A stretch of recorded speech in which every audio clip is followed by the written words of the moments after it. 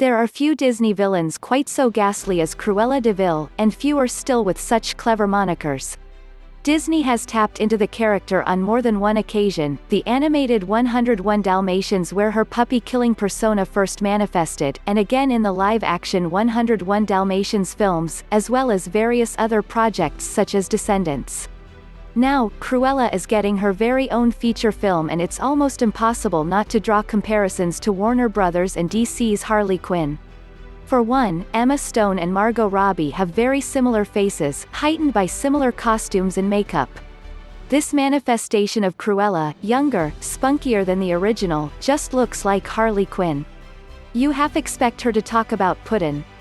Interestingly, the film is being directed by Craig Gillespie, who also directed I, Tonya, in which Margot Robbie played Tonya Harding. Cruella and Harley's accents are different, of course, and Cruella, while decidedly dark for a Disney movie, is undoubtedly more of a PG than a PG-13 film.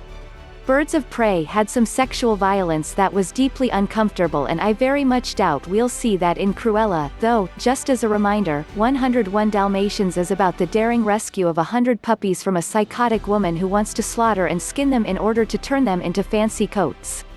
Sort of a macabre topic as far as these things go.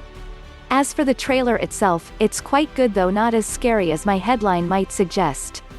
I was just having a little fun with the old song. Now, we must also note that the proper comparison maybe ought to be the other way around. Harley Quinn made her comic book debut in 1993, to 32 years after Cruella de Vil starred in the 1961-101 Dalmatians. Cruella is the OG here. Whether the movie will be as good as Birds of Prey, a massively underrated flop, sadly, remains to be seen. Cruella heads to theaters on May 28, 2021, though it's possible it will also come to Disney Plus at the same time or instead of a theatrical release, depending on what happens with the pandemic between now and then. What fun times we live in. What do you think? Will it be any good? I'm cautiously optimistic. You can find me on Twitter, Facebook, Instagram or YouTube. Follow me on my Forbes blog as well, and check out my new newsletter.